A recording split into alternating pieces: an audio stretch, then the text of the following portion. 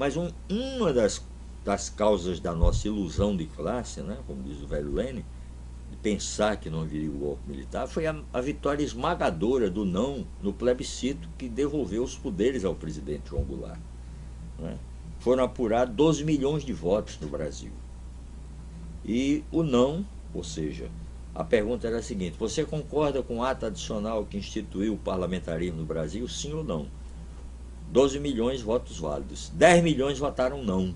2 milhões apenas, apesar do Lacerda e tudo mais, votaram a favor da continuação do parlamentarismo, manientando o presidente João Goulart. Então, aquilo para nós foi uma espécie assim de revelador, né, da temperatura, do avanço do movimento social.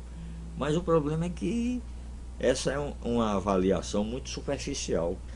E a vida mostrou que era superficial mesmo, porque a classe média estava profundamente dividida, a igreja majoritariamente comprometida com a direita e as forças armadas totalmente doutrinadas pelos norte-americanos, e doutrinação que se aprofundou nos anos 30, particularmente depois de 35, e que se consolidou quando o Brasil passou a ser uma tropa agregada ao 5º Exército norte-americano na Segunda Guerra Mundial. Então a ideologia deles era a ideologia da Guerra Fria.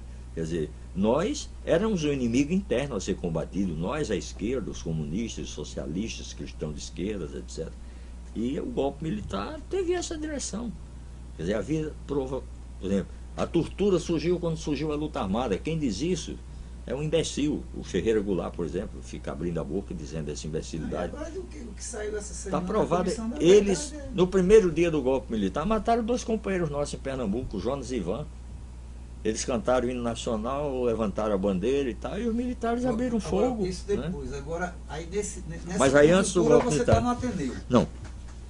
Quando surge o golpe militar, eu sou um militante do movimento secundarista. Né? Antes do golpe. Antes do golpe. Era o Ateneu, como é que funcionava? O Ateneu nós conseguimos uma vitória maravilhosa. Né? Toda aquela política atrasada das oligarquias que era levada para dentro do movimento secundarista, nós conseguimos derrotar no Ateneu em 1963. Como é que funcionava essa política que você está falando aí? Era o seguinte: tinha o candidato tipo Salles, que era o candidato apoiado por Dinarte, tinha o Pio Cavalcante, o candidato udenista também. Então era gente que ia para o movimento estudantil para servir aos políticos burgueses. Então no Ateneu houve uma revolta, né? Foi a primeira grande revolta dentro do movimento secundarista. Saiu um candidato apoiado pela AP, o Fernando Teixeira, hoje famoso como treinador de futebol, comentarista e tudo mais, e o candidato dos comunistas, né, que foi o Gileno Guanabara. E ganhamos a eleição por míseros 6 votos de maioria. Mas foi uma vitória. Votaram quase todos os estudantes do Ateneu, e essas forças foram varridas, essas forças atrasadas, né, esses que eu citei anteriormente, do movimento secundarista. Então eu comecei a trabalhar já no Diretório Estudantil Celestino Pimentel, né? Era o nome, apesar de ser secundarista, era diretório. Depois que veio o golpe militar, que passou a ser Grêmio Literario Cultural, aquelas coisas todas, era o diretório. E passei a trabalhar na Secretaria de Cultura do Diretório Estudantil, e ajudando a fazer o jornal e tal. E nos acampamentos da campanha de Pé no Chão também se aprende a ler. Apesar da minha pouca idade, né, eu sabia ler e escrever e transmitia para os mais velhos que eu. Saía um ônibus do Ateneu com voluntários para ajudar na campanha de Pé no Chão também se aprende a ler. Ali essa integração. E para nós era uma coisa muito rica, porque nós, quase de origem pequeno burguesa, classe média, etc., passávamos a conviver com pessoas do povo, mulheres de trabalhadores da construção civil, de uma embrionária indústria têxtil que nós tínhamos, de uma metalurgia pequena, de fabricar parafusos, essa coisa toda, que hoje não existe mais. Eu lembro até o nome da fábrica, mais importante, era Josan, né? Nem existe mais essa fábrica. Então, nesse particular, a indústria aqui está bastante atrasada. Né? Todos, né? Indústria mesmo. A têxtil, né, se mantém um pouco, mas não é essa a discussão.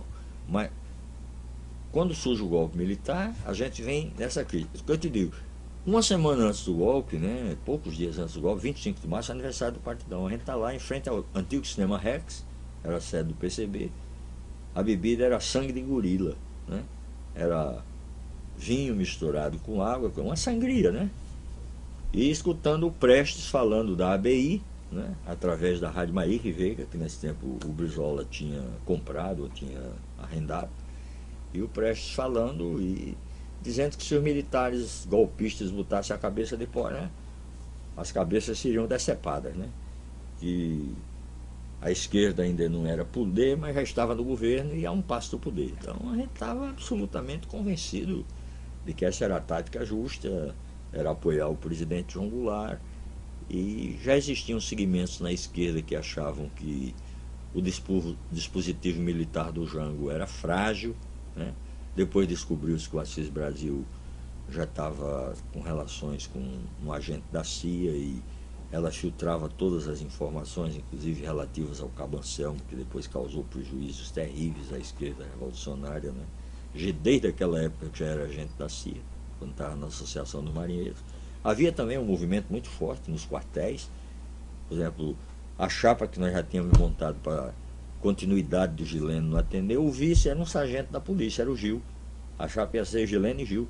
Então já havia movimento nos quartéis, teve a famosa greve da polícia militar, né, com a repressão terrível. Os moradores do Tirol as casas foram ocupadas pelas tropas do exército, aviões com voo rasante e tal. A cidade passou uns 2 dias num clima quase que muito mais violento do que tudo que houve na Segunda Guerra Mundial.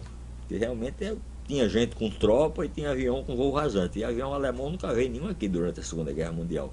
Tinha só aquele negócio de apagar as luzes, né, e os holofotes ficarem no ar, mas na prática nunca se consumou nada, né? Então, nós, quando soubemos da notícia de que as tropas de Minas estavam se deslocando para o Rio de Janeiro, confiávamos que o primeiro exército do Moraes Âncora ia resistir. Depois soubemos que ele já se tinha auto-internado no hospital, né, para não resistir. Confiávamos que o Brizola ia refazer, mas esse negócio da história se repetiu. O Marcos já diz lá no 18 Brumário, né? Da primeira vez acontece como tragédia, da segunda vez é fácil, não se repete. Então, a resistência do Rio Grande do Sul também, as ligas camponesas, o movimento sindical, o povo procurando armas, indo aos sindicatos pedir armas para resistir, e está lá nas memórias do Gregório Bezerra um depoimento muito rico sobre isso, né? Gregório disse o seguinte: em 35 sobravam armas e nós não tínhamos povo. Em 64 nós tínhamos povo e não tínhamos armas, né? Quer dizer, toda a nossa perspectiva era avançar, e essa era a concepção que dominava na cabeça do presidente João Goulart, avançar conciliando com a direita e sofrendo todas as agressões. Já tinham matado vários companheiros nossos nas lutas camponesas. A figura emblemática de assassinatos antes do golpe militar, eles começaram a matar antes de dar o golpe. É Pedro Teixeira, na Paraíba, né? Inclusive a Elizabeth Teixeira passou grande parte da sua vida no desaparecido e submerso município de São Rafael, aqui no Rio Grande do Norte. E Pedro Teixeira passou a ser um herói, porque foi assassinado em 1962, né? 62, 63, mataram um camponês. Júlio Santana foi preso antes do golpe militar. Júlio Santana foi preso em 63. Os camponeses de Serinhaém, de Rio Formoso, foram até a casa de detenção do Recife, abriram as portas com a condescendência do Miguel Arraes e quiseram tirar o Júlio Santana, e o Júlio Santana disse: não, só sai daqui quando os juízes que me prenderam pediram desculpa. O Júlio com aquelas suas características de caudilho mexicano. Então, ficou lá. Não sabia ele que vinha um golpe pela proa, né? Aí quando veio o golpe, eu ainda fui companheiro de cadeia de Júlio Santana, né? Quando eu cheguei lá em 70, o velho Júlio Santana ainda estava preso, acusado de ter invadido terra, derrubado cerca e tal. Não havia uma acusação de natureza essencialmente política, mas ele veio para o nosso coletivo de presos políticos pela sua história, pela sua importância histórica.